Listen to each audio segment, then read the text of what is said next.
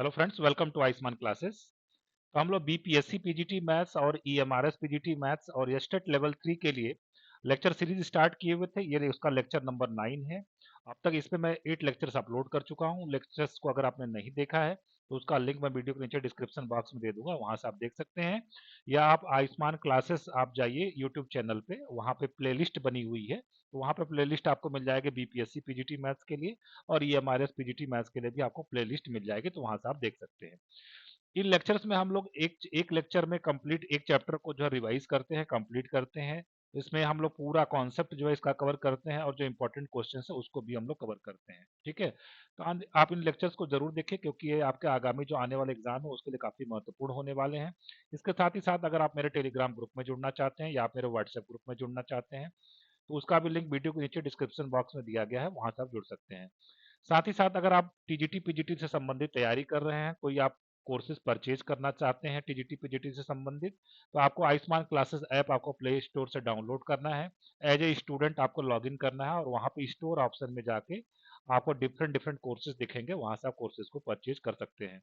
किसी भी इंक्वायरी के लिए ये मेरा व्हाट्सएप नंबर है 8128618579। इस पर आप व्हाट्सएप करके कोर्स के बारे में इंक्वायरी कर सकते हैं। चलिए स्टार्ट करते हैं आज का लेक्चर। चैप्टर का नाम है स्ट्रेट लाइन। ठीक है, तो स्ट्रेट लाइन में सबसे पहले हमें पढ़ना है डिस्टेंस फार्मूला क्या होता है। देखिए, अगर दो पॉइंट हमारे पास है, एक पॉइंट है P X one Y one, दूसरा पॉइंट है Q X two Y two, तो इसके बीच का जो डिस्टेंस होता है D is equal to under root X two minus x one का whole square plus Y two minus Y one का होल स्क्वायर। इसको हम लोग इस्तेमाल करते हैं जब भी हमें दो पॉइंट दिए हुए हों और उसके बीच का हमें क्या निकालना हो, डिस्टेंस निकालना हो। ठीक है, आगे बढ़ते हैं। अब देखिए यहाँ पे क्वेश्चन दिया हुआ है। क्वेश्चन क्या है, ए ladder of length A rest against the floor and A wall of A room. ठीक है, एक लैडर है मतलब एक सीढ़ी है, एक सीढ़ी है जो एक दीवार से लगी हुई है और फर्श पे लगी हुई है। मतलब ये सीढ़ी हमने लगा दी। ठीक है, ये जो है दीवार से लगी हुई है इधर और इधर फर्श से लगी हुई है। ठीक है, कह रहा है फिर इफ द लैडर लैडर इसका लेंथ कितना है, ए है ना, लेंथ ए, ये भी इंपॉर्टेंट बात है, इसका लेंथ कितना है, ए, ये हम ध्यान रखेंगे। ठीक है, इसका लेंथ कितना हो गया, ए हो गया। ओके, मान लीजिए ये ए पॉइंट है, ये पॉइंट क्या बी है और ये हमारा ओरिजिन है। ठीक है, फिर कह रहा if the ladder begins to slide on the floor, अगर अगर लैडर फ्लोर पे क्या कर दे, स्लाइड करना शुरू कर दे, सरकना शुरू कर दे, then the locus of its middle point is equal to what, इसका मिडिल पॉइंट का लोकस क्या होगा। तो देखिए इसका सबसे पहले हम लोग क्या करेंगे कि मान लिया कि इसका जो मिडिल पॉइंट है उसको मैं क्या कर देता हूँ, एच कॉमा के बोल देता हूँ। इसका जो मिडिल पॉइंट है मैं उसको क्या बोलता हूँ, एच कामा के। इसी का मुझे क्या करना है, लोकस निकालना। लोकस निकालने का मतलब ये होता है कि एच और के को आपस में किसी रिलेशन से आपको क्या कर देना है, रिलेट कर देना है ना। मतलब यहाँ पे जो कंडीशंस दी होगी, कंडीशन तो एक ही है कि सीढ़ी की लंबाई कितनी है, ए लेंथ है, सीढ़ी की लेंथ कितनी है, ए है। तो इसी यही एक कंडीशन है जिसके थ्रू हम लोग एच और के को आपस में रिलेट करेंगे। ठीक है, ये इसका मिड पॉइंट है, किसका, ए बी का ये मिड पॉइंट है। तो सबसे पहले मैं मान लेता हूँ कि चले ये जो ओ बी लेंथ है इसको मैं मान लेता हूँ ये 2x1 है। ठीक है, ओ बी लेंथ कितनी है, 2x1। और ये जो ओ ए लेंथ है इसको मैं मान लेता हूँ 2y1। ठीक है, अब x1 y1 भी ले सकते हैं, उसमें कोई दिक्कत वाली बात नहीं है। ठीक है, इसका मतलब बी पॉइंट का कोऑर्डिनेट कितना हो जाएगा, 2x1 कॉमा 0, और ए पॉइंट का कोऑर्डिनेट कितना हो जाएगा, 0 कॉमा 2y1। ठीक है, अब ए और बी का मिड पॉइंट कौन है, सी है। ए और बी का मिड पॉइंट कौन है, सी। मिड पॉइंट का फार्मूला आप जानते हैं, x1 plus x two by two, y one plus Y two by two. तो यहाँ पे हम लोग निकालेंगे जब 2x1 ये plus 0 divided by 2 is equal to कितना लिखना है, h हो जाएगा।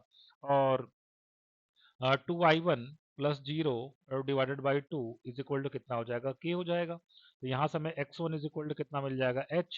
और यहाँ से y1 इज इक्वल टू हमको कितना मिल जाएगा, k मिल जाएगा। ठीक है, y1 इज इक्वल टू कितना मिल जाएगा, k मिल जाएगा। ठीक है, अब देखिए ये लेंथ कितनी दी हुई है, ए दी हुई है, कौन C length, A B length. तो ए बी लेंथ हमें दिया हुआ है, ए बी लेंथ निकालते हैं पहले डिस्टेंस फार्मूले से।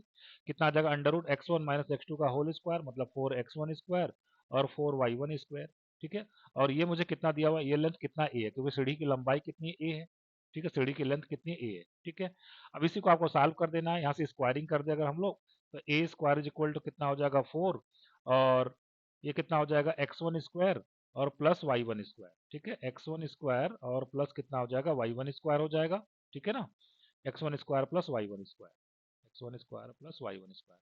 और यहाँ से देखिए x1 इज इक्वल टू आपने कितना बोला, h, और y1 इज इक्वल टू आपने कितना बोला है, k बोला है। ठीक है, तो यहाँ से कितना हो जाएगा, h square plus k square, 4 times h square plus k square is equal to a square. अब जब आपको लोकस निकालना होता है तो एच को हम लोग किससे रिप्लेस कर देते हैं, एक्स से, और के को हम लोग किससे रिप्लेस कर देते हैं, वाई से।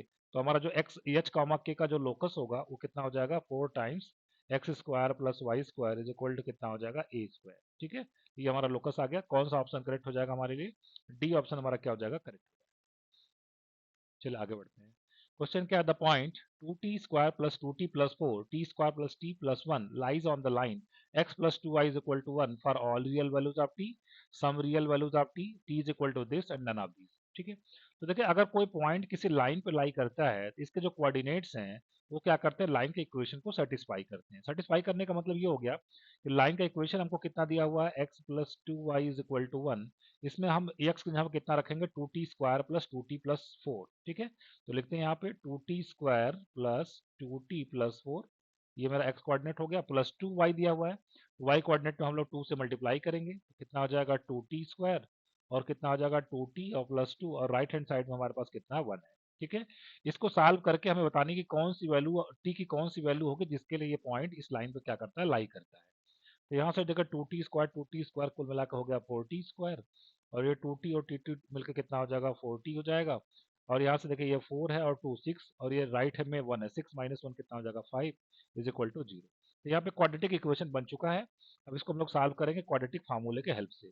ठीक है, तो उसके लिए सबसे पहले हम डिस्क्रिमिनेंट निकाल देते हैं। ठीक है, उसके पहले मैं इसका क्या निकाल लेता हूँ, डिस्क्रिमिनेंट निकाल लेते हैं। ठीक है, तो डिस्क्रिमिनेंट का फार्मूला कितना होता है, बी स्क्वायर माइनस 4ac। तो बी स्क्वायर अगर हम लोग करेंगे तो कितना आ जाएगा, 16 माइनस 4, ए कितना हमारे पास 4 और सी कितना 5। यहाँ से कितना आ जाएगा, 16 माइनस 4, 4 जा 16, 5 जा 80, 16 माइनस 80 कितना हो जाएगा, माइनस 64। ठीक है, जो कि लेस देन 0 है, इसका डिस्क्रिमिनेंट नेगेटिव आ रहा है, इसका मतलब टी की कोई भी रियल वैल्यू एग्जिस्ट नहीं करेगी, है ना, no real value, no real value of t, no real values of t exist. ठीक है, कोई भी रियल वैल्यू एग्जिस्ट नहीं करेगी। इन्होंने कहा कि और रियल वैल्यूज ऑफ टी के लिए, गलत है। Some real values of t कोई भी नहीं मिल रहा, ये करंट टी की ये दो वैल्यू मिलेंगे, गलत है। इसका मतलब नन ऑफ दीज ऑप्शन आपका क्या हो जाएगा, करेक्ट।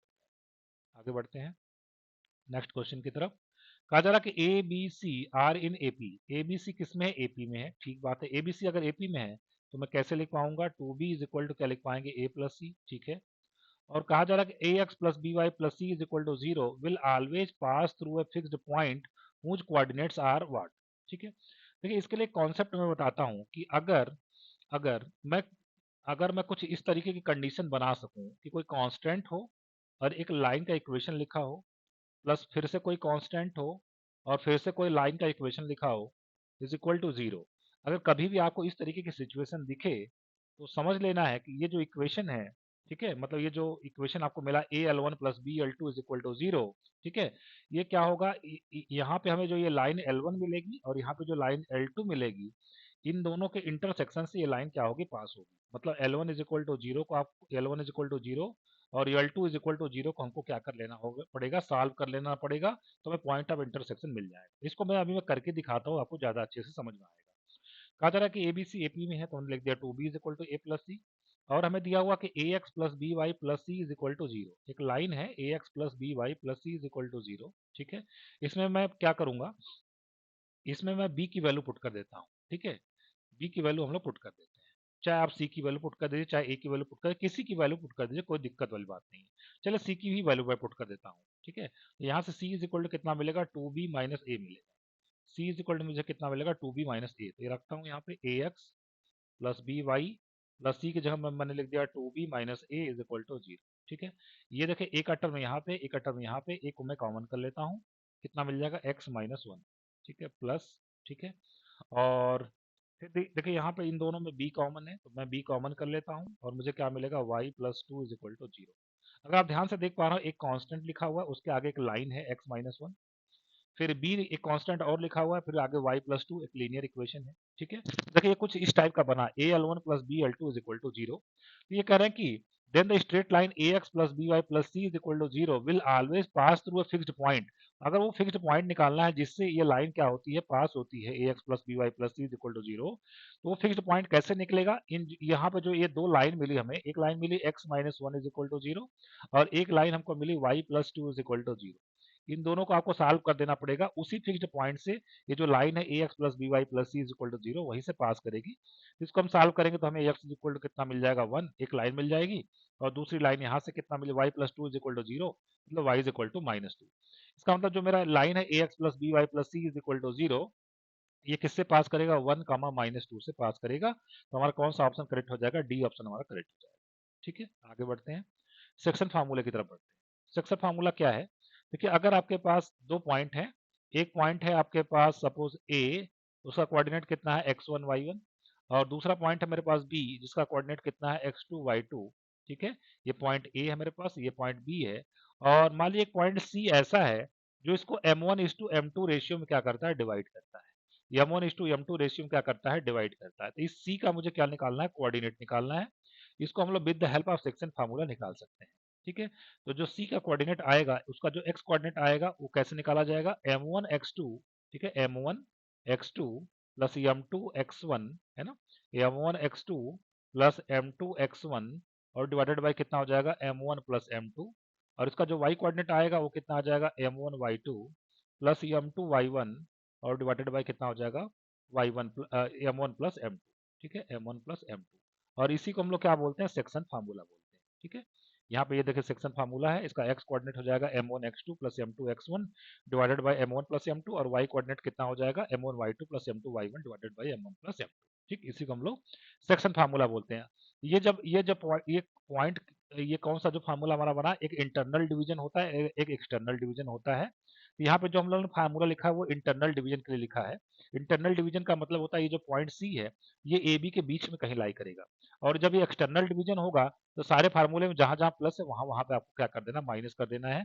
एक्सटर्नल डिवीजन का मतलब ये होता है कि मान लीजिए पॉइंट ए और बी आपको गिवन होगा, और जो पॉइंट सी होगा मान लीजिए इसके इस लाइन के बाहर कहीं अप्लाई करता है, और इसको m1:m2 रेशियो में क्या करता है, डिवाइड करता है। ये डिस्टेंस आपकी बार m1 हो जाएगी और ये डिस्टेंस आपकी m2 हो जाएगी।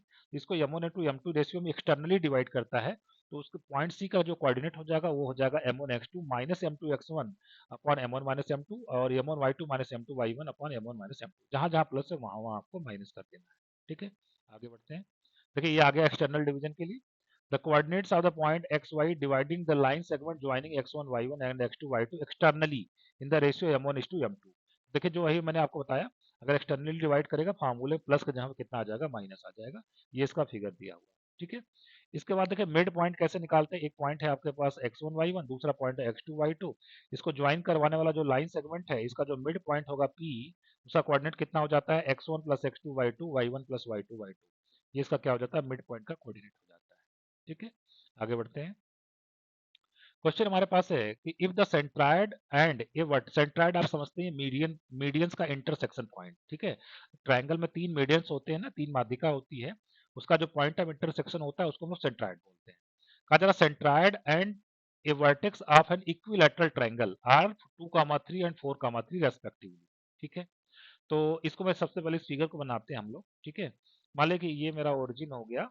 ठीक है, 2,3 मान लीजिए ये 2,3 मान लीजिए यहाँ पे कहीं ओरिजिन होगा। ठीक है, यहाँ कहीं ओरिजिन नीचे बना देते हैं, ये मान लीजिए कि ओरिजिन हो गया। अब 2,3, ठीक है, मान लीजिए एक्स ये 2 हो गया, और ये मान लीजिए कि 1 2 मान लीजिए 3 हो गया। ठीक है, 1 2 और ये 3 हो गया। तो 2,3 एक पॉइंट यहाँ पे है, तो 2,3 इसका क्या है, सेंट्रायड है। ठीक है, 2,3 इसका क्या है, सेंट्रायड है। एंड 4,3 मान लीजिए 3 और 4 मान लीजिए यहाँ पे कहीं 4,3 है, इसका एक वर्टेक्स है, किसका, इक्विलैटरल ट्रायंगल का। ठीक है, ये इक्विलैटरल ट्रायंगल का हमारे पास क्या हो गया, वर्टेक्स हो गया 4,3। ठीक है, अब देखिए कहा जा रहा है कि then the other two vertices of the triangle are what. ठीक है, तो पहले मैं एक ट्रायंगल बना देता हूँ, इक्विलैटरल ट्रायंगल बनाना है आपको। मान लीजिए इसको मैं ज्वाइन करवा देता हूँ, ये एक वर्टेक्स है और यहाँ पे एक वर्टेक्स है। तो मान लीजिए इस वर्टेक्स को मैं नाम देता हूँ ए, और इसको नाम देता हूँ बी, और इसको नाम देते हैं सी। तो आपको बी और सी आपको पता करना कितना होगा। ठीक है, और सेंट्रायड को मैं जी से लिख देता हूँ। आपको पता है सेंट्रायड जो होता है इस मीडियन को 2:1 रेशियो में डिवाइड करता है, वर्टेक्स से 2 डिस्टेंस और साइड से कितनी डिस्टेंस, 1 डिस्टेंस पे। ठीक है, तो क्या मैं इस पॉइंट का जो ये मीडियन जहां पे इंटरसेक्ट करता है, हमारे इसको नाम दे दिया डी, क्या मैं डी का कोऑर्डिनेट निकाल सकता हूँ? हाँ बिल्कुल, यहाँ पे एक फिगर बना के मैं दिखा देता हूँ। देखिए ये पॉइंट है हमारे पास जी, ठीक है, और ये पॉइंट है हमारे पास ए, ठीक है, और ये पॉइंट है हमारे पास डी। और ये इसको किस रेशियो में डिवाइड करता है, इस तरीके से 2:1 में डिवाइड कर रहा है। ठीक है, ए का कोऑर्डिनेट मुझे मालूम है 4,3, जी का कोऑर्डिनेट भी मुझे मालूम है कितना 2,3, और मुझे डी का कोऑर्डिनेट निकालना है। डी का कोऑर्डिनेट मैं एक्स वाई ले लेता हूँ, सेक्शन फार्मूला लगाते हैं। ठीक है, तो मैं लिख देता हूँ कि 2,3 इसको 1:2 रेशियो में डिवाइड कर रहा है। ठीक है, तो क्या लिखेंगे, x इज इक्वल टू, है ना, x इज इक्वल टू, नहीं यहाँ से कितना हो जाएगा, 2 एम वन एक्स टू, तो कितना हो जाएगा 4। ठीक है, प्लस m2 x1 कितना हो जाएगा 2x upon m1 plus m2, 2 plus 1 कितना हो जाएगा 3। ठीक, और y कोऑर्डिनेट लिखें तो y कोऑर्डिनेट इसका कितना है 3। ठीक है, y कोऑर्डिनेट कितना 3, फिर m1 y2 तो कितना हो जाएगा 3, प्लस m2 y1 कितना हो जाएगा 2y upon m1 plus m2 कितना हो जाएगा 3। तो यहाँ से x इज इक्वल टू, ये x है हमारे पास, x इज इक्वल टू कितना हो जाएगा 6 माइनस 4 2 हो जाएगा, और y इज इक्वल टू हमारे पास कितना 9 माइनस 3 कितना हो जाएगा 6 हो जाएगा। ठीक है ना, m1 y2 plus m1 y2 plus m2 y1। ठीक है ना, m1 y2, ठीक है, 1 इंटू 3 3, 9 3 9 3 3 जा 9, 9 माइनस 3 कितना आ जाएगा 6, 6 बाई 2 कितना आ जाएगा 3 आ जाएगा, y कोऑर्डिनेट कितना आ जाएगा 3। ठीक, तो आ गया 2,3, मेरे पास d कोऑर्डिनेट कितना आ गया 2,3 आ गया, d कोऑर्डिनेट मेरे पास कितना आ गया 2,3 आ गया। ठीक है, 2,3 कैसे आया, एक मिनट, 3 2 जा 6, 6 माइनस 4 कितना आ जाएगा 2, 2/2 यहाँ पे 1 आ जाएगा, है ना, ये थोड़ा सा मिस्टेक हुआ, 1,3 आ जाएगा, डी का कोऑर्डिनेट कितना आ जाएगा 1,3 आ जाएगा। ठीक है, अब देखिए, अब हमें ये एंगल कितना, इक्विलेटरल ट्रायंगल है, तो ये कितना हो जाएगा 60 हो जाएगा। ठीक है, ये कितना हो जाएगा 60 हो जाएगा, और जो एडी डिस्टेंस है, अगर आप देख पा रहे हो एडी डिस्टेंस, तो ये इसका ए का डी का कोऑर्डिनेट कितना 1,3, इसका कितना 4,3, मतलब ये जो डिस्टेंस है एडी वो कितनी है 3 है, डिस्टेंस कितनी है 3 है। तो इस ट्रायंगल में, इस ट्रायंगल ए डी बी में मैं अगर tan लगाऊं, ठीक है, tan 60, और tan 60 is equal to perpendicular कितना हो गया 3 अपॉन बेस कितना हो गया बी डी। ठीक है, tan 60 कितना होता है √3, तो b d is equal to हमारे पास आ जाएगा 3 अपॉन √3, कुल मिला के कितना आ जाएगा √3 आ जाएगा। ठीक है, बी डी डिस्टेंस हमारे पास कितना आ गया √3 आ गया। ठीक है, बी डी डिस्टेंस कितना आ गया √3 आ गया। ठीक है, तो इसका अगर कोऑर्डिनेट लिखना चाहें, ये वाला कोऑर्डिनेट और ये वाला कोऑर्डिनेट लिखना चाहें, ठीक है, ये भी डिस्टेंस कितना हो जाएगा √3 हो जाएगा। ठीक है ना, तो ये वाला सी डिस्टेंस हमारा कितना हो जाएगा 1। ठीक है, 1 कॉमा, और वाई कोऑर्डिनेट कितना हो जाएगा 3 माइनस √3। ठीक है, और बी डिस्टेंस बी की बात करें तो इसका एक्स कोऑर्डिनेट कितना हो जाएगा 1, और वाई कोऑर्डिनेट कितना हो जाएगा 3 प्लस √3। तो कुल मिला के अदर टू वर्टिसेस हमें क्या मिल गए 1 कॉमा 3 प्लस माइनस √3। ठीक है, तो कौन सा ऑप्शन करेक्ट हो जाएगा 1 प्लस 3 माइनस 1,3 प्लस माइनस √3, हमारा ए ऑप्शन क्या हो जाएगा करेक्ट हो जाएगा। ठीक है, आगे बढ़ते हैं। कहा जा रहा है कि in the given figure this the given figure is a parallelogram. ठीक, पैरेललोग्राम कब होगा, किसी फिगर को पैरेललोग्राम कब बोलेंगे, इफ अगर ये पैरेललोग्राम है तो क्या होगा, अपोजिट साइड्स आर इक्वल, मतलब पैरेललोग्राम की ये कुछ प्रॉपर्टीज को बता रहे हैं।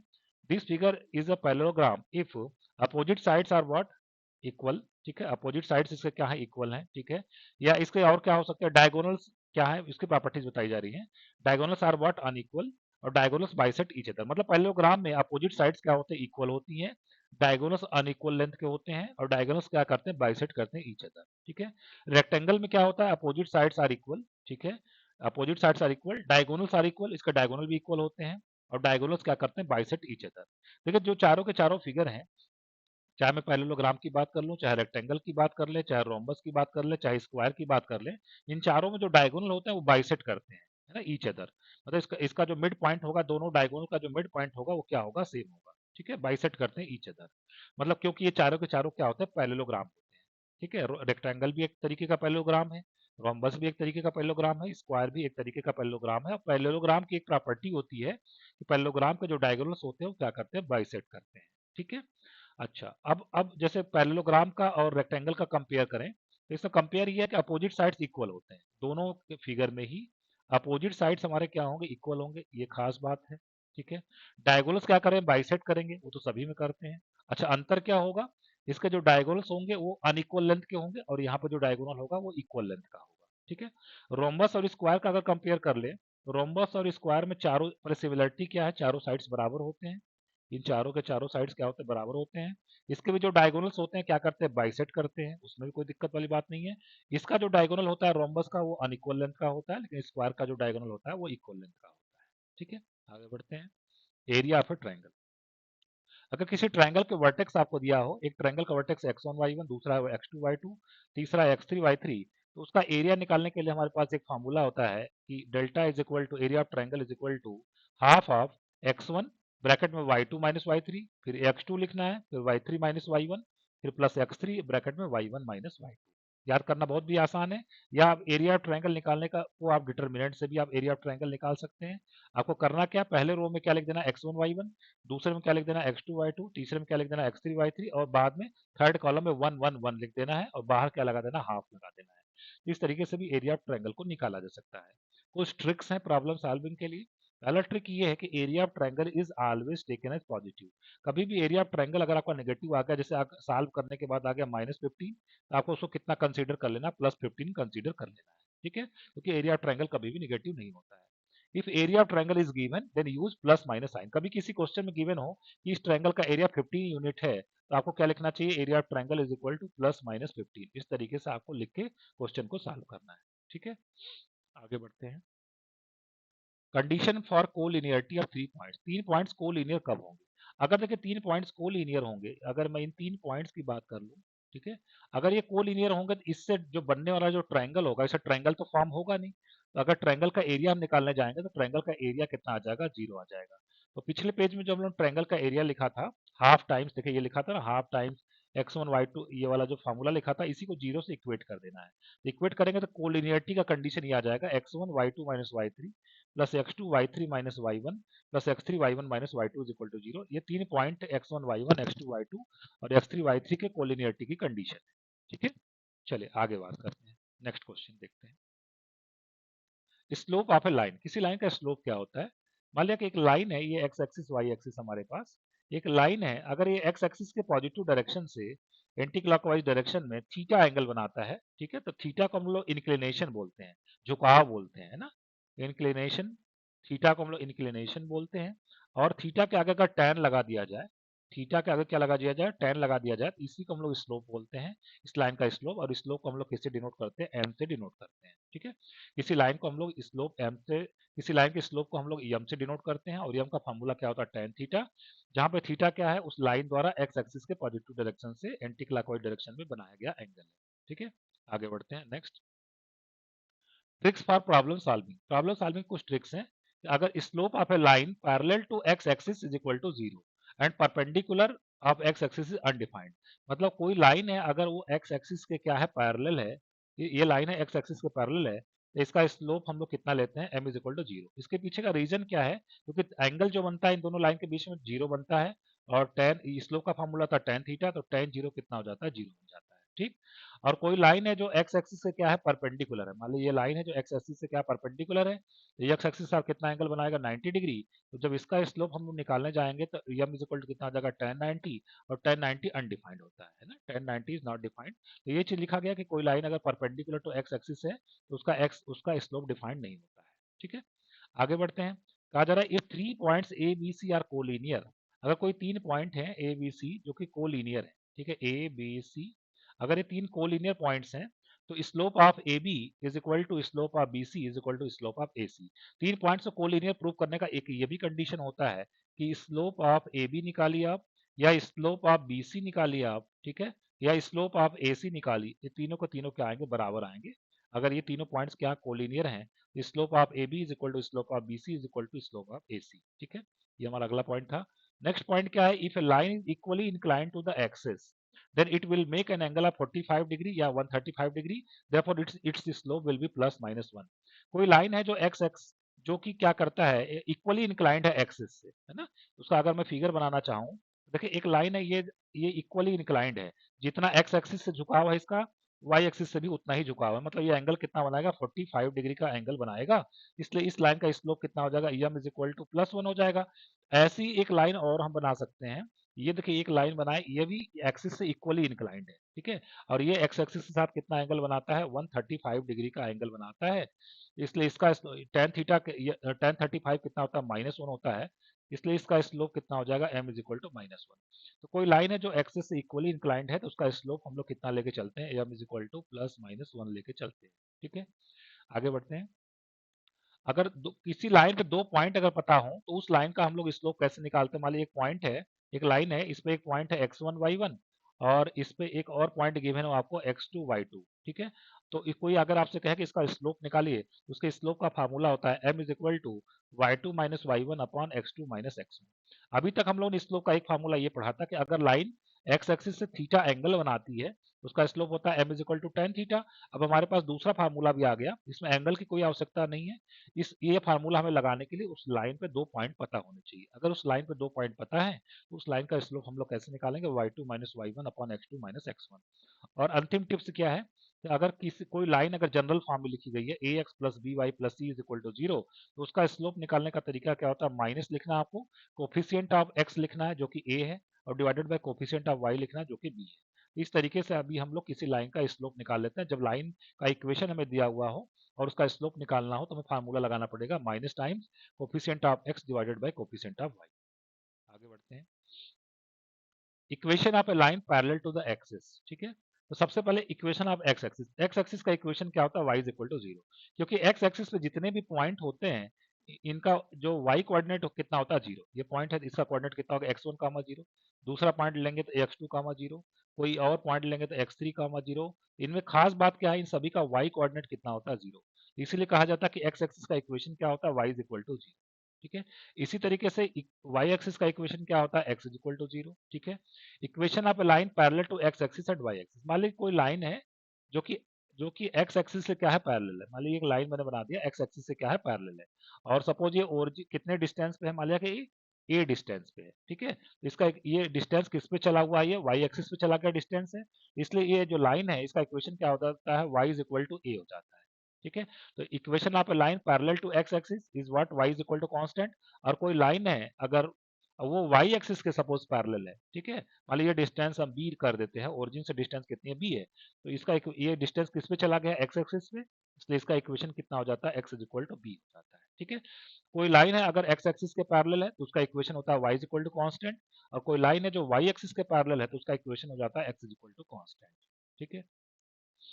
Equation of straight line various forms. Line का इक्वेशन कुछ अलग अलग कंडीशंस दी होती है, उसके थ्रू हम लोग लाइन का इक्वेशन अलग अलग फॉर्म में हम लोग लाइन का इक्वेशन निकालते हैं, ठीक है।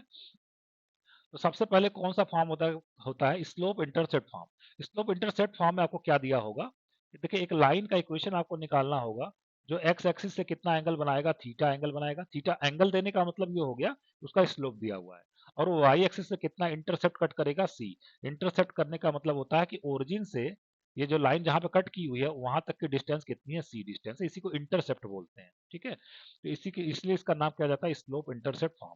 तो इस स्लोप इंटरसेप्ट फॉर्म में लाइन का इक्वेशन क्या होता है, y is equal to M X plus C, ठीक है। लाइन का इक्वेशन क्या हो जाता है, y is equal to M X plus C, ठीक है। y is equal to M X plus C. तो यम निकालने के लिए आपको एंगल दिया होगा और इंटरसेप्ट भी दिया होगा आपको, ठीक है। आगे बढ़ते हैं। और अगर ये लाइन अगर ओरिजिन से पास होती है, एक लाइन का इक्वेशन निकालना जो कि ओरिजिन से पास होता है, ओरिजिन से पास होगा, तो उस समय हमारा जो सी की वैल्यू इंटरसेप्ट है वो कितना हो जाता है, जीरो हो जाता है।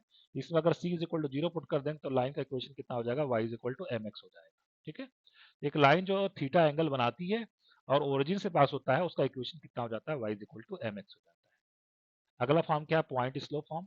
अब पॉइंट स्लोप फॉर्म में क्या दिया होगा, एक लाइन का इक्वेशन आपको निकालना होगा और इस पे एक पॉइंट दिया होगा जिसका कोऑर्डिनेट कितना होगा, x1 y1।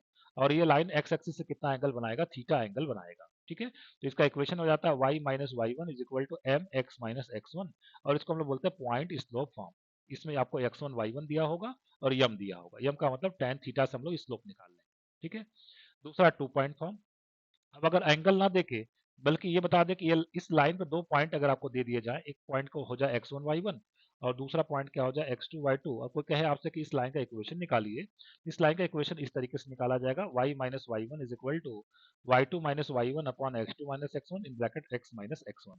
इसको हम लोग बोलते हैं टू पॉइंट फॉर्म। अगला है इंटरसेप्ट फॉर्म। अगर आपको इस लाइन का इक्वेशन निकालना है, एक लाइन ऐसा है जिसका इक्वेशन आपको निकालना है जिसका एक्स एक्सिस पे इंटरसेप्ट, इंटरसेप्ट का मैंने बताया था कि लाइन जहां पे कट करती है उसकी ओरिजिन से डिस्टेंस कितनी है, ए। तो एक्स एक्सिस पे इंटरसेप्ट कितना है, ए है। और वाई एक्सिस पे इंटरसेप्ट कितना, बी है। अगर इस तरीके की कंडीशन आपको दी हुई हो, एक लाइन का इक्वेशन निकालिए जो एक्स एक्सिस पे ए इंटरसेप्ट कट करता है और वाई एक्सिस पे बी इंटरसेप्ट कट करता है, तो उस लाइन का इक्वेशन हो जाता है x upon A plus y upon B is equal to one. और इसको हम लोग बोलते हैं इंटरसेप्ट फॉर्म। अगला है नॉर्मल फॉर्म या इसी को परपेंडिकुलर फॉर्म बोलते हैं। इसमें क्या गिवन होगा, उस लाइन का इक्वेशन आपको निकालना पड़ेगा। मान लीजिए लाइन एल है, इसका इक्वेशन आपको निकालना है। कंडीशन मुझे क्या क्या दी हुई है, इस पे अगर हम ओरिजिन से परपेंडिकुलर ड्रॉ करें तो परपेंडिकुलर की लेंथ कितनी है पी, ठीक है, परपेंडिकुलर की लेंथ कितनी है पी, और ये जो परपेंडिकुलर है जिसको हम नॉर्मल बोल रहे हैं, ये एक्स एक्सिस से आप कितना एंगल बनाता है, अल्फा एंगल बनाता है। तो इस लाइन का इक्वेशन हो जाता है x cos alpha plus y sine alpha is equal to p, और इसको हम लोग बोलते हैं equation of line in normal. ठीक है, चलिए आगे बढ़ते हैं। Angle between two intersecting lines, अगर दो लाइन है जो कि आपस में क्या कर रही है, इंटरसेक्ट कर रही हैं, ठीक है, तो इनके बीच का जो एंगल है ये, इसको निकालने का फार्मूला हमारे पास होता है tan theta is equal to modulus of m1 minus m2 upon 1 plus m1 m2। यहाँ से जो एंगल निकल के आता है वो एक्यूट एंगल निकल के आता है। वहां से जो एंगल निकल के आता है, कौन सा एंगल निकल के आता है, एक्यूट एंगल निकल के आता है। ठीक है, एक्चुअली जब दो लाइन है हमारे पास, मान लीजिए एक लाइन है L1 और एक लाइन है L2, ठीक है, इंटरसेक्टिंग लाइन है, तो ये जब आपस में इंटरसेक्ट करती हैं तो इनके बीच में दो तरीके का एंगल बनता है, एक एक्यूट एंगल बनता है और दूसरा ऑब्ट्यूस एंगल बनता है। ठीक है, अगर ये थीटा है तो ये भी कितना हो जाएगा, थीटा, एक तरीके का एंगल तो थीटा हो गया। अब बचा ये वाला, अगर ये थीटा है तो ये कितना हो जाता है, 180 माइनस थीटा हो जाता है, और ये भी कितना हो जाता है, 180 माइनस थीटा हो जाता है। तो अगर थीटा एक्यूट है तो 180 माइनस थीटा ऑब्ट्यूस होगा, और अगर थीटा ऑब्ट्यूस है तो 180 माइनस थीटा क्या होगा, एक्यूट होगा। तो ये जो फार्मूला हम लोग लगाते हैं टेन थीटा, एक्चुअल में जब भी आपको दो लाइन के बीच का एंगल निकालने के लिए कहा जाएगा तो उनका स्लोप दिया होगा आपको, इसका m1 स्लोप हो गया, इसका स्लोप m2 हो गया, और इसके बीच का अगर मुझे एंगल निकालना है फार्मूला हम लोग क्या लगाएंगे, tan theta is equal to modulus of m1 minus m2 upon 1 plus m1 m2, और यहाँ से जो एंगल निकल के आएगा वो एक्यूट एंगल निकल के आएगा। अगर आपको ऑब्ट्यूस एंगल निकालना है तो आपको पाई में से उसको क्या करना पड़ेगा, सब्ट्रैक्ट करना पड़ेगा, तो आपको कौन सा एंगल निकल के आ जाएगा, ऑब्ट्यूस एंगल निकल के आ जाएगा। ठीक है, अब देखिए अगर इसी में एक कंडीशन और भी हो जाती है कि अगर दो लाइन पैरेलल है ना, दो लाइन है, एक लाइन है m1 और एक लाइन क्या है m2, और अगर ये दोनों लाइन पैरेलल है तो इसके लिए कंडीशन होती है हमारे पास m1 is equal to m2, है ना, दो लाइन अगर पैरेलल हैं तो m1 is equal to m2 या m1 is equal to m2, तो दोनों लाइन क्या होंगी, पैरेलल। ठीक है, और दो लाइन के परपेंडिकुलर होने के लिए कंडीशन क्या है, मान लीजिए एक लाइन ये है जिसका स्लोप m1 है और एक लाइन ये है जिसका स्लोप क्या है, m2 है, और अगर ये दोनों लाइन परपेंडिकुलर हैं तो इसमें रिलेशन क्या होता है, m1 into m2 is equal to -1, या m1 into m2 is equal to -1, तो दोनों लाइन क्या हो जाएगी, परपेंडिकुलर हो जाएगी। ठीक है, condition for two lines to be coincident, parallel और परपेंडिकुलर और इंटरसेक्टिंग। दो लाइन वाले का इक्वेशन अगर आपको दिया हुआ है, linear equation in two variables always represents a line, मतलब दो लाइन का इक्वेशन आपको दिया हुआ है a1x plus b1y plus c1 is equal to 0, और दूसरी लाइन का इक्वेशन दिया हुआ है आपको a2x plus b2y plus c2 is equal to 0। ये दो लाइन कोइंसिडेंट होंगी, कोइंसिडेंट का मतलब ओवरलैपिंग लाइंस, कोइंसिडेंट का मतलब क्या हो जाएगा, ओवरलैपिंग लाइंस कब होंगी, उसके लिए कंडीशन होता है a1 upon a2 is equal to b1 upon b2 is equal to c1 upon c2। मतलब मैं अगर आपको कह दूं कि x plus y plus two is equal to 0 एक लाइन है, और 2x plus 2y plus 4 is equal to 0, अगर मैं पूछूं इन दोनों लाइन का नेचर में पूछूं तो आपको बताना पड़ेगा, क्योंकि यहाँ पे a1 अपॉन a2 कितना मिल रहा है, 1/2, b1 अपॉन b2 भी कितना मिल रहा है, 1/2, और c1 अपॉन c2 भी कितना मिल रहा है, 1/2, मतलब a1 upon a2 is equal to b1 upon b2 is equal to c1 upon c2। ये लाइंस कैसी हो जाएंगी, कोइंसिडेंट लाइंस हो जाएंगी। लाइंस को अगर पैरेलल होना है तो क्या कंडीशन होगी, दो लाइन को अगर पैरेलल होना है तो कंडीशन क्या होती है, a1 upon a2 is equal to b1 upon b2 but not equal to c1 upon c2। ठीक है, और अगर लाइन को इंटरसेक्टिंग होना है, इंटरसेक्टिंग लाइंस है, तो उस समय में कंडीशन क्या मिलती है, a1 upon a2 is not equal to b1 upon b2, और अगर लाइन परपेंडिकुलर है तो a1 plus a1 a2 plus b1 b2 is equal to कितना मिल जाता है, 0 मिल जाता है। ठीक है, आगे बात करते हैं इक्वेशन आप line parallel to a given line. Question आपसे ये कहा जाएगा कि एक लाइन आपको दे दी जाती है ax plus B Y plus C is equal to 0, इसके पैरेलल लाइन का इक्वेशन लिखिए। अब देखिए इसके पैरेलल तो हजारों लाइंस हो सकती हैं, इसके पैरेलल तो बहुत सारी लाइंस हो जाती हैं, तो उसमें से मान लीजिए कि उस सारे लाइंस का अगर इक्वेशन मुझे लिखना हो तो आपको कुछ नहीं करना पड़ता, एक्स और वाई जैसे हैं वैसे आपको लिख देना है, मतलब आपको ए एक्स प्लस बी वाई आपको लिख देना है, और जो इसमें कांस्टेंट होता है इसको आपको बदल देना है, यहाँ पे आपको लैम्डा लिख देना, लैम्डा इज इक्वल टू 0। ठीक है, तो लैम्डा की अलग अलग वैल्यूज के लिए अलग अलग लाइंस आपको मिलेगी। अब क्वेश्चन में आपको लैम्डा निकालने के लिए एक अलग से कंडीशन दिया होगा। कंडीशन किस तरीके से दिया जाएगा, कहा जाएगा आपसे कि 2x plus 3y plus 4 is equal to 0 के पैरेलल लाइन का इक्वेशन लिखिए जो 1,3 से पास होता है। अब देखिए 2x plus 3y plus 4 is equal to 0 के पैरेलल लाइन का इक्वेशन क्या हो जाएगा, 2x plus 3y plus lambda is equal to 0। अब लैम्डा निकालने के लिए इन्होंने कह दिया कि ये लाइन 1,3 से पास होती है, तो 1,3 इसको सेटिस्फाई करवा देंगे तो लैम्डा की वैल्यू आ जाएगी, तो कितनी आ जाएगी, 2 हो गया, और यहाँ पे 3 रखेंगे, 3 3 9 हो गया, plus lambda is equal to 0, तो यहाँ से लैम्डा की वैल्यू कितनी आ जाएगी, -11 आ जाएगी। ठीक, तो लैम्डा की वैल्यू अगर इक्वेशन 1 में हम पुट कर देंगे तो लाइन का इक्वेशन कितना हो जाएगा, 2x plus 3y minus 11 is equal to 0। तो यही वो लाइन है जो इस लाइन के क्या है, पैरेलल है, और 1, 3 से क्या होता है, पास होता है। ठीक है, वर्किंग रूल क्या है, keep the terms containing x and y unaltered, मतलब x y का जो टर्म है उसको आपको बिल्कुल भी चेंज नहीं करना है। चेंज क्या करना है, चेंज द कांस्टेंट। ठीक है, कांस्टेंट को आपको क्या कर देना, चेंज कर देना। The constant k is determined from an additional condition given in the problem. वही चीज मैंने आपको बताया कि आपको x और y को बिल्कुल भी चेंज नहीं करना है, कांस्टेंट को बदल देना है। कांस्टेंट निकालने के लिए क्वेश्चन में आपको एक एक्स्ट्रा कंडीशंस दी। ठीक है, आगे बढ़ते हैं। इक्वेशन आप line perpendicular to a given line. अगर एक लाइन दे दिया जाए आपको ax plus B Y plus C is equal to 0, कहा जाए कि इस लाइन के परपेंडिकुलर लाइन का इक्वेशन अगर आपको लिखना है तो कैसे आप लिखेंगे इस लाइन के परपेंडिकुलर लाइन का इक्वेशन। तो आपको करना क्या होता है, x और y के कोफिशिएंट्स को आपस में आप इंटरचेंज कर दीजिए। मतलब इस लाइन का इक्वेशन हो जाएगा bx, और यहाँ लिख दीजिए ay, और कांस्टेंट को लिख दीजिए लैम्डा इज इक्वल टू 0। ध्यान रखना है यहाँ पे आपको साइन चेंज करना पड़ेगा। मतलब A X plus B Y plus C is equal to 0, तो उसके परपेंडिकुलर लाइन का इक्वेशन कितना हो जाता है, b x minus a y plus lambda is equal to 0। और लैम्डा निकालने के लिए आपको क्वेश्चन में एक एक्स्ट्रा कंडीशन दिया होगा। वर्किंग रूल क्या है, interchange the coefficients of x and y and change the sign of one of them. उसमें से किसी एक की साइन क्या करनी है, आपको चेंज कर देनी है। जैसे देखिए यहाँ पे मैंने साइन को क्या कर दिया, चेंज कर दिया। यहाँ प्लस हुआ करता था, अब मैंने क्या कर दिया, इसको माइनस कर दिया। ठीक है, उसके बाद क्या है, चेंज द कांस्टेंट, कांस्टेंट को आपको चेंज कर देना है। मैंने लैम्डा यहाँ पे लिख दिया। उसके बाद the value of k can be determined from an additional condition given in the problem. Question में आपको एक एक्स्ट्रा कंडीशन दिया होगा जिसके हेल्प से हम लोग कांस्टेंट की वैल्यू निकाल सकते हैं। ठीक है, अब अगला देखिए पॉइंट क्या है, point of intersection of two given lines. दो आपको लाइन अगर दी हुई हो a1x plus b1y plus c1 is equal to 0, और दूसरा लाइन का इक्वेशन है a2x plus b2y plus c2 is equal to 0। कोई अगर आपसे पूछे कि इसका इंटरसेक्शन पॉइंट क्या होगा, तो सिंपल सी बात है, ये दो लीनियर इक्वेशन है, दोनों लीनियर इक्वेशन को चाहे तो सब्स्टिट्यूशन मेथड से, चाहे एलिमिनेशन मेथड से, चाहे क्रॉस मल्टीप्लिकेशन मेथड से आप इसको सॉल्व कर दीजिए, तो आपको x और y की जो वैल्यू मिलेगी वही इसका इंटरसेक्शन पॉइंट निकल जाएगा। और उसका डायरेक्ट फार्मूला भी होता है b1c2 minus b2c1 upon a1 b2 minus a2 b1, और y coordinate c1 a2 minus c2 a1 upon a1 b2 minus a2 b1। यहाँ से आप डायरेक्ट थोड़ा सा कम समय में इसके पॉइंट ऑफ इंटरसेक्शन को निकाल सकते हैं। आगे बढ़ते हैं। कॉन्करेंट लाइन, कॉन्करेंट लाइन क्या होती है, the three given lines are concurrent if they meet in a point. अगर तीन, मान लीजिए एक लाइन है, थ्री या मोर देन थ्री लाइंस है ना, जनरली हम थ्री लाइंस के लिए क्वेश्चन आपको मिलता है, मतलब तीन लाइन है, अगर ये एक ही पॉइंट पे मीट करती है तो हम कहते हैं तीनों लाइन क्या है, कॉन्करेंट है। अगर आपको तीन लाइन का इक्वेशन दिया हो a1x plus b1y plus c1 is equal to 0, a2x plus b2y plus c2 is equal to 0, और a3x plus b3y is equal plus c3 is equal to 0, तो इनके लिए कॉन्करेंट होने की कंडीशन क्या है, जो उसके कोफिशिएंट है एक्स वाई और कांस्टेंट टर्म, उसको आपको डिटरमिनेंट में लिखना है। मतलब आपको a1 b1 c1, दूसरे रो में क्या लिखना है, a2 b2 c2, और थर्ड रो में क्या लिखना है, a3 b3 c3, और डिटरमिनेंट को 0 के बराबर कर देना है। ठीक है, तो अगर तीन लाइन कॉन्करेंट है तो इसका मतलब इस डिटरमिनेंट की वैल्यू क्या होगी, 0। ठीक है, आगे बढ़ते हैं। ठीक है, एक और इसमें नोट था, नोट ये है कि if the lines p is equal to 0, q is equal to 0, r is equal to 0 are concurrent, if there exists constant l m n not all 0 at the same time such that lp plus mq plus nr is equal to 0। ठीक है, अगर तीन आपको line आपको दे दी जाए, p is equal to 0, q is equal to 0 और r is equal to 0, और हमें तीन कांस्टेंट ऐसे मिल जाए कि मान लीजिए कि कांस्टेंट l m n मान लीजिए मिल गए l m n, such that उस कांस्टेंट को p में मल्टीप्लाई करूं, उस कांस्टेंट को q में मल्टीप्लाई करूं, उस कांस्टेंट को r में मल्टीप्लाई करूं, और सबको ऐड करें और क्या मिल जाए, 0 मिल जाए, तब भी हम कहेंगे कि ये तीनों लाइन कैसी है, कॉन्करेंट है। ठीक है, अगला क्वेश्चन देखिए। क्वेश्चन क्या है, if 1 upon a 1 upon b 1 upon c are in AP.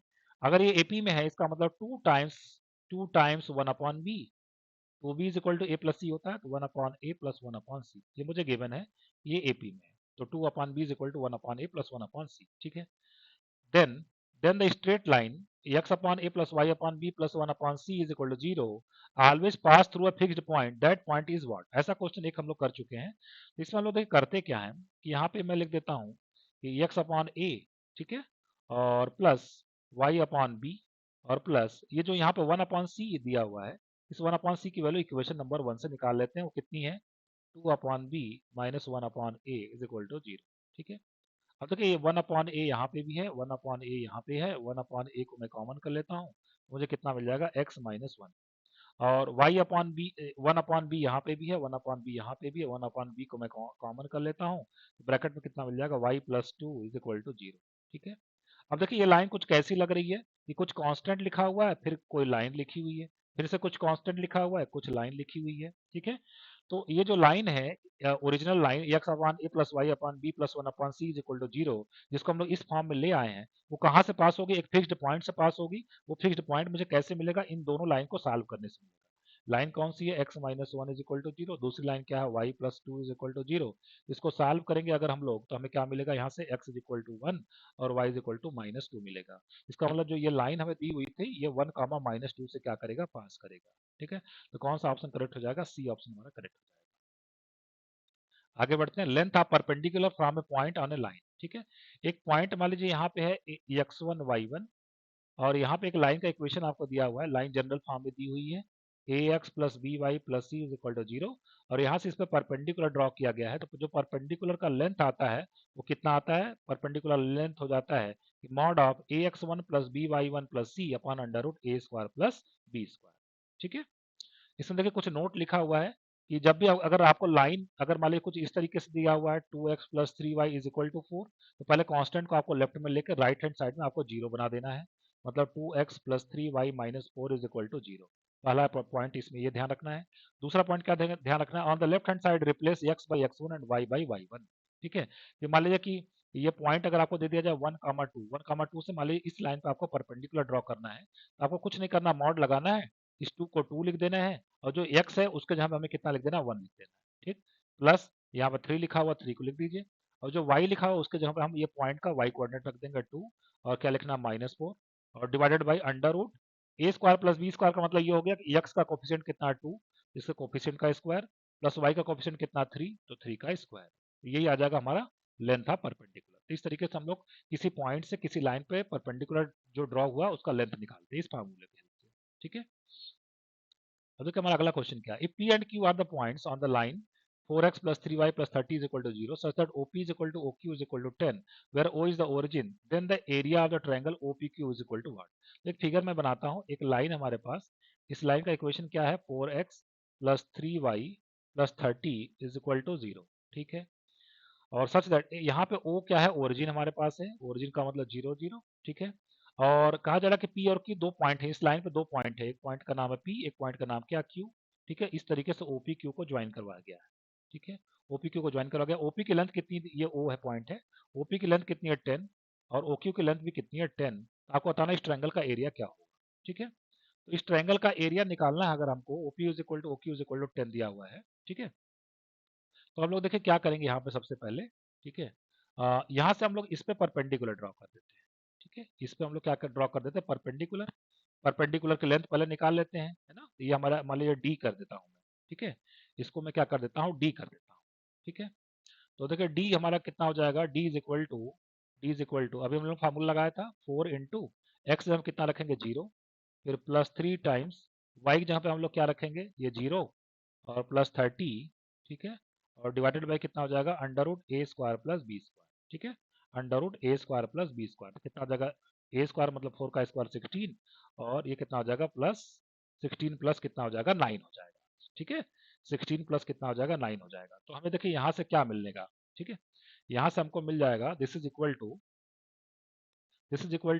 ये कितना हो गया 0, और ये कितना हो गया 0, और ये कितना हो गया 30। ठीक है। तो ये कितना मिल गया हमको 30। ठीक है। और डिवाइडेड बाई 16 और 9 25, 25 से हमें कितना मिल जाएगा 5, तो 5 6 हमको कितना मिल जाएगा 30 मिल जाएगा। 5 6 कितना मिल गया 30 मिल गया। इसका मतलब ये हो गया कि ये हमें ये लेंथ हमको हमको कितनी मिल गई, ये length OD is equal to कितना हमें मिल गया 6 मिल जाएगा। ठीक है। OD इज इक्वल टू हमें कितना मिल जाएगा 6 मिल जाएगा। अब देखिए अगर हम लोग बात कर लें कि हमें क्या निकालना था, ओ इज द ओरिजिन। ठीक है। O is the origin, then area of triangle OPQ is equal to what. ठीक है। तो एरिया ऑफ ट्राइंगल हमें कितना मिल जाएगा, area of triangle is equal to half of, ठीक है, half of base into height लिखेंगे हम लोग, half of base into height हम लोग लिखते हैं। ठीक है। बेस हमारा देखिए कैसे निकलेगा, ये अभी आपने OD जो निकाला, OD कितना मिल गया 6 मिल गया। ठीक है। तो इस ट्राइंगल में अगर हम लोग बात करें OPD में, ये PD कितना आ जाएगा, पाइथागोरस थ्योरम से 10 का स्क्वायर 100, 100 माइनस 36, ये कितना आ जाएगा 8। इसी तरीके से ये भी कितना मिल जाएगा 8। तो बेस हमारा जो हो गया वो कितना हो गया, बेस हो गया हमारे पास 16 और हाइट हमारे पास कितनी हो गई 6 हो गई। तो 2 8 जा 16, 8 6 जा कितना आ जाएगा 48। तो इस ट्रायंगल का एरिया कितना आ जाएगा 48 आ जाएगा। ए ऑप्शन हमारा क्या हो जाएगा करेक्ट। ठीक है, आगे बढ़ते हैं। क्वेश्चन क्या है, a straight line perpendicular to this line is passing through 1, 1, 1। ठीक है, एक लाइन है जो 2x प्लस 3y, एक लाइन है सबसे पहले 2x plus y is equal to 3। एक तो ये है लाइन है, इसके परपेंडिकुलर एक लाइन है जो कि कहाँ से पास होता है 1, 1 से पास होता है। इसका y इंटरसेप्ट पूछा जा रहा है क्या होगा, इसका y इंटरसेप्ट क्या होगा। तो सबसे पहले इस लाइन का इक्वेशन तो मुझे निकालना होगा। तो इस लाइन जो लाइन L का इक्वेशन मुझे निकालना है वो इस लाइन के 2x plus y is equal to 3 के परपेंडिकुलर है। तो परपेंडिकुलर लाइन का इक्वेशन निकालने के लिए मैंने बताया था x और y के कोफिशिएंट को आप चेंज कर दीजिए। y का कोफिशिएंट 1 है, उसको x का कोफिशिएंट कर दीजिए, मतलब x, और यहाँ पे कितना हो जाएगा 2y, बीच में साइन चेंज कर देते हैं और plus lambda is equal to 0। ये लाइन L का क्या हो गया इक्वेशन हो गया।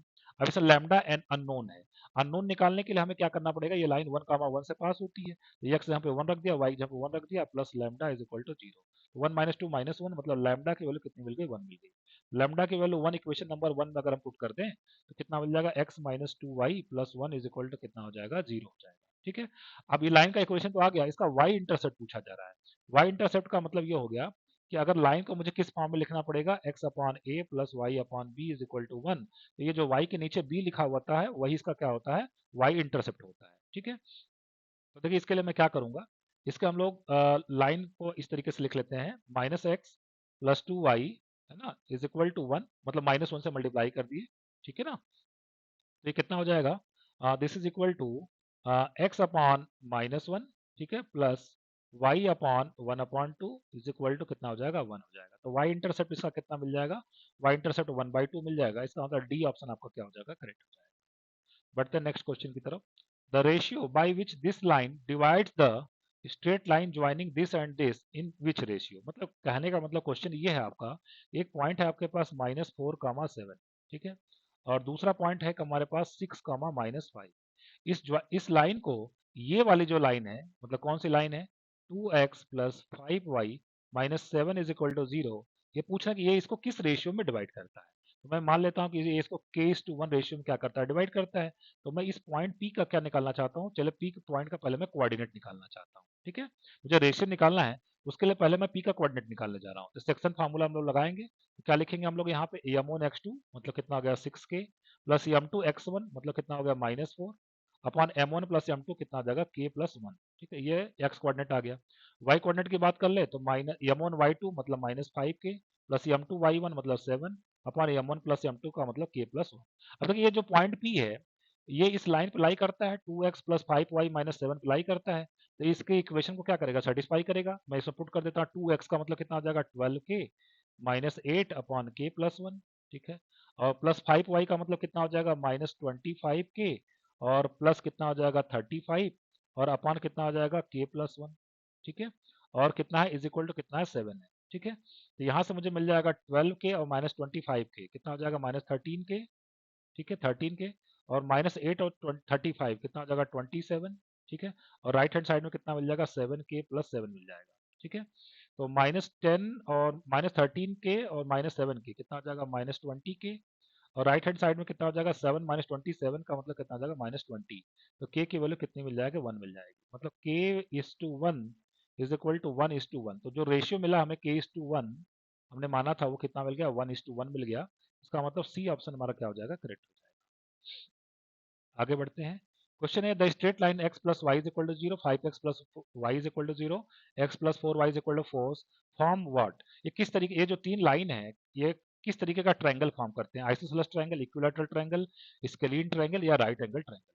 तो सबसे पहले इसका थोड़ा फिगर बनाने की कोशिश करते हैं। ठीक है, तो पहली लाइन हमारे पास x plus y is equal to 0, इसको हम लोग इस तरीके से भी लिख सकते हैं, y is equal to minus x. तो ये ओरिजिन से पास होने वाली लाइन है और कितना एंगल बनाता है 135 डिग्री का एंगल बनाता है। एंगल वेंगल की कोई ज़रूरत नहीं है, फिलहाल मैं एक रफ फिगर बना देता हूँ। ये लाइन हमारे पास आ गया कौन सा, x plus y is equal to 0। दूसरी लाइन हमारे पास 5x plus y is equal to 0।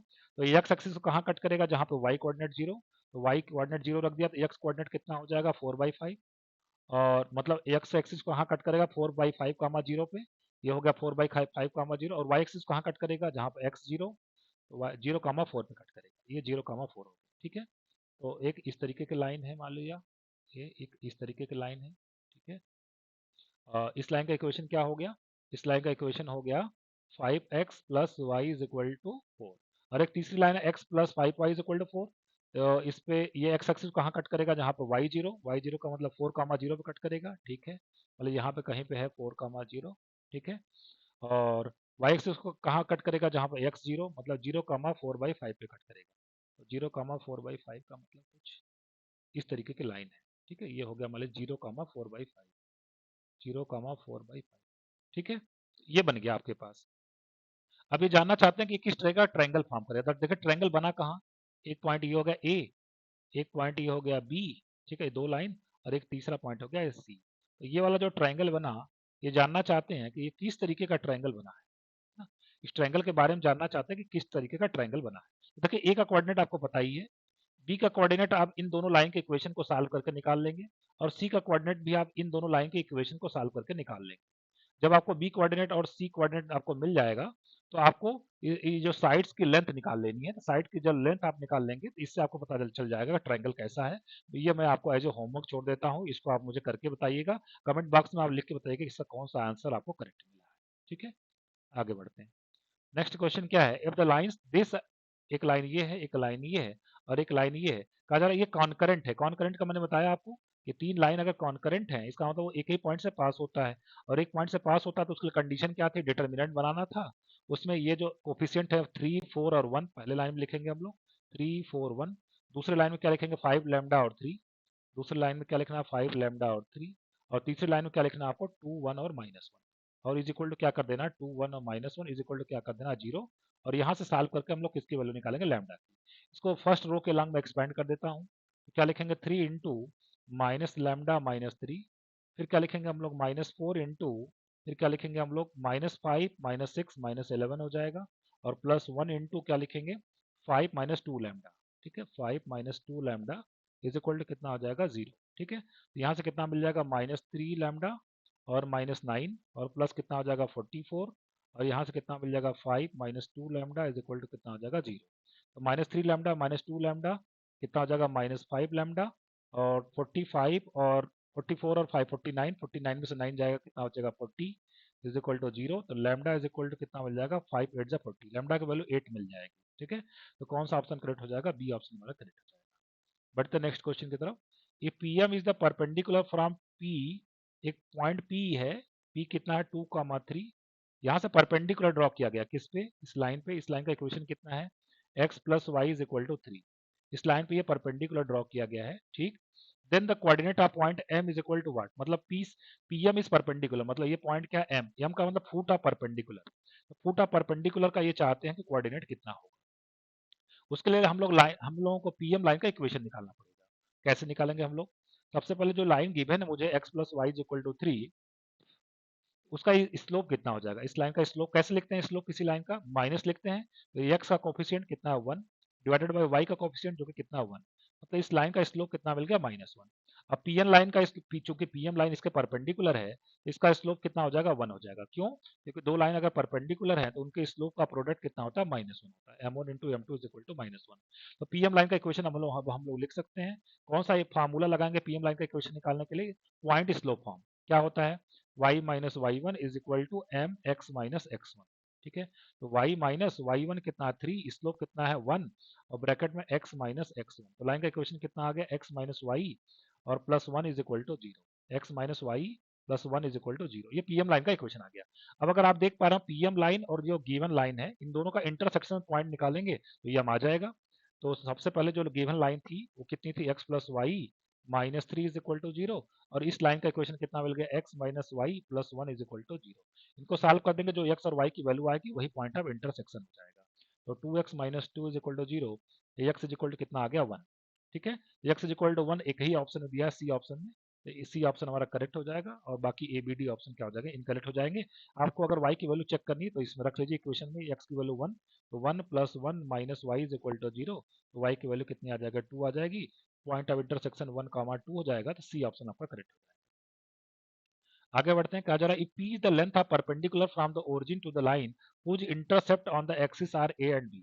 तो लाइन कुछ इस तरीके की दी हुई है जिसका इंटरसेप्ट एक्स एक्सिस पे इंटरसेप्ट कितना ए है और वाई एक्सिस पे इंटरसेप्ट कितना बी है, ठीक है। और पी क्या है, लेंथ ऑफ परपेंडिकुलर है। पी हमारे पास क्या है, लेंथ ऑफ परपेंडिकुलर है। तो पूछ रहे हैं इसमें से कौन सा रिलेशन सही होगा, ठीक है। तो देखिए इस पॉइंट का कोऑर्डिनेट अगर मैं लिखना चाहूँ कितना हो जाएगा a कॉमा जीरो, इसका कोऑर्डिनेट कितना हो जाएगा 0 कामा बी, और इसका कोऑर्डिनेट कितना हो जाएगा 0 कामा जीरो। अब इस ट्रायंगल जो है आपका ट्रायंगल, कौन सा ट्रायंगल, ए बी सी, इसका एरिया मैं दो तरीके से निकालूंगा, ठीक है। इसका एरिया कैसे निकालूंगा, सबसे पहले 1/2 इंटू बेस इंटू हाइट।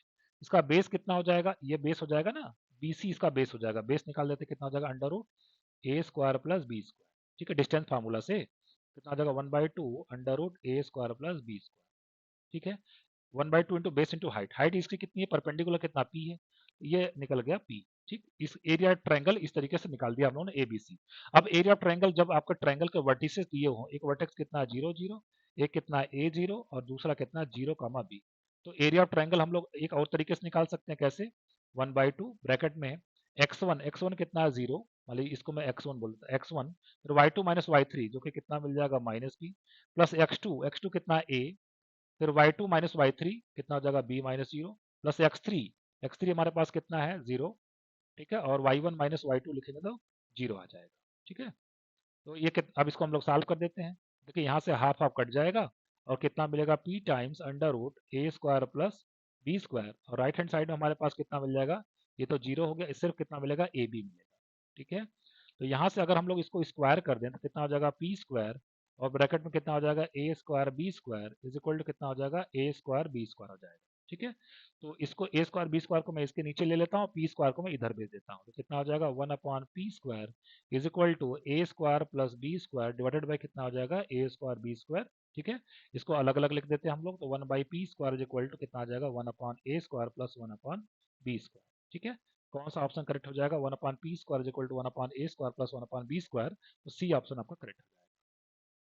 बढ़ते नेक्स्ट क्वेश्चन की तरफ, कहना distance between two parallel lines, दो पैरेलल लाइन है इनके बीच का डिस्टेंस निकालना है। अब देखिए पैरेलल लाइन के बीच का अगर आपको डिस्टेंस निकालना है, मान लीजिए दो पैरेलल लाइन बनी नहीं बराबर, बट फिर भी आप समझ लीजिएगा ये दोनों पैरेलल लाइन है। एक लाइन है 5x minus 12y plus 2 is equal to 0, और दूसरी पैरेलल लाइन कितनी है 5x minus 12y minus 3 is equal to 0।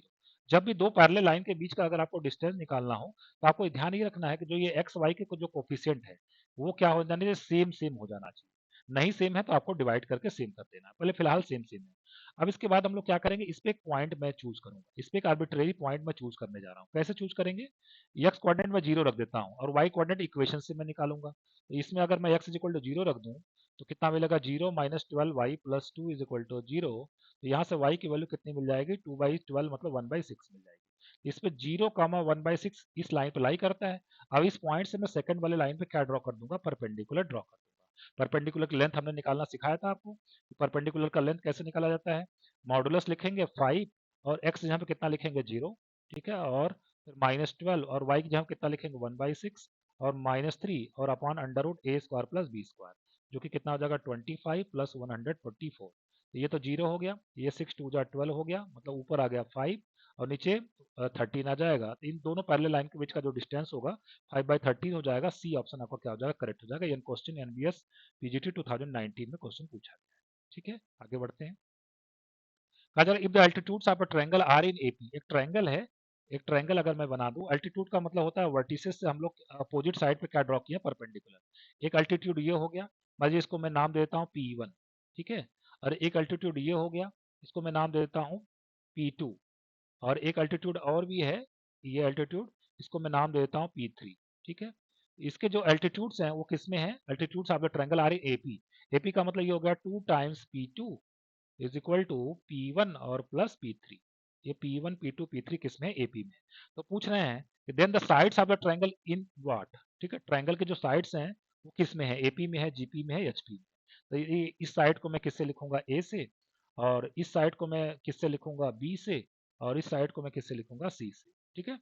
अब देखिए P1 अगर इस ट्रायंगल का मैं एरिया निकालना चाहूँ तो कैसे लिख सकता हूँ, हाफ इंटू बेस अगर मैंने लिया ए, इसके लिए हाइट कितना लेंगे P1, या और एक तरीका हो सकता है हाफ इंटू बेस अगर मैंने लिया बी तो हाइट कितना लेना पड़ेगा P2, या एक और तरीका है हाफ बेस मैंने कितना लिया सी तो हाइट कितना लेंगे P3, ठीक है।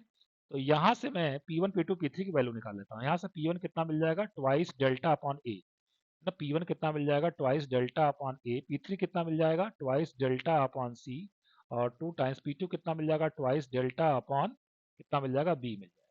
ठीक है, अब देखिए यहाँ से मैं twice delta twice delta twice delta को कैंसिल कर दिया, तो यहाँ से मुझे मिल गया 2 upon B is equal to 1 upon A plus 1 upon C. और ये कंडीशन किसकी है, इसका मतलब 1 upon A, 1 upon B, 1 upon C. ठीक है, ये किस में आ गया, एचपी में सॉरी ये किस में आ गया, एपी में आ गया। इसको रेसिप्रोकल कर दें तो ए बी सी, ये किस में आ जाएगा हमारा, ए बी सी, ये किस में आ जाएगा, एचपी में आ जाएगा, है ना। ए बी सी किस में आ जाएगा, एचपी में आ जाएगा। इसका मतलब सी ऑप्शन हमारा क्या हो जाएगा, करेक्ट। ठीक है, बढ़ते हैं आज के लास्ट क्वेश्चन की तरफ। Consider the value of x for which these 3 points are collinear. 3 point collinear है। ठीक है, तो कोलिनियर है तो एरिया ऑफ ट्रायंगल कितना होगा, 0 होगा। इसका कंडीशन हम लोग क्या लगाएंगे, x1 y2 माइनस y3, ये फार्मूला मैंने आपको बताया था, और plus x2 y3 minus y1 plus x3 y1 minus y2, ठीक है, इज इक्वल टू 0। ठीक है, तो यहाँ से देखिए x1 कितना हो जाएगा, x1 हो जाएगा हमारा x, y2 माइनस y3 कितना हो जाएगा 1 माइनस 5, प्लस x2 कितना हो जाएगा 2, y3 माइनस y1 कितना हो जाएगा 5 प्लस 1, x3 कितना हो गया हमारे पास 4, और y1 माइनस y2 कितना हो जाएगा minus one is equal to 0। तो 1 माइनस 5 माइनस 4, तो माइनस 4x, 5 प्लस 1 6 2 जा कितना हो गया 12, माइनस और कितना हो जाएगा 8 इज इक्वल टू कितना हो जाएगा 0। तो 4x इज इक्वल टू कितना हो जाएगा 12 minus 8 is equal to 4, x की वैल्यू कितनी आ जाएगी, 1 आ जाएगी। तो कौन सा ऑप्शन करेक्ट हो जाएगा हमारा, सी ऑप्शन करेक्ट हो जाएगा। ये question D triple S B TGT PGT दोनों में पूछा गया क्वेश्चन। तो फ्रेंड्स आज के लेक्चर को मैं यहीं पे समाप्त कर रहा हूँ। अब देखिए लास्ट में मैं आपसे चलते चलते एक बात जरूर से कहना चाहूंगा, इन लेक्चर्स, अगर ये लेक्चर आपको पसंद आते हैं तो एक लाइक का बटन जरूर दबाइए आप, उसमें आपका बिल्कुल कुछ भी नहीं जाता, फ्री ऑफ कॉस्ट है ये लेक्चर्स। दूसरा, इसको आप जिस भी ग्रुप में जुड़े हुए हैं अपने दोस्तों के साथ इसको जरूर शेयर करिए, क्योंकि वीडियोस पर जब तक व्यूज नहीं आते हैं तब तक नेक्स्ट लेक्चर थोड़ा बनाने की इच्छा नहीं होती है। आप इस पे ज्यादा से ज्यादा ग्रुप में आप इसको शेयर करिए, और अगर चैनल को सब्सक्राइब नहीं किया, चैनल को तुरंत सब्सक्राइब कर लीजिए, ताकि इसी तरह के वीडियोस के अपडेट्स आपको लगातार मिलते रहे। मिलते हैं फिर से नेक्स्ट लेक्चर में। Thank you very much.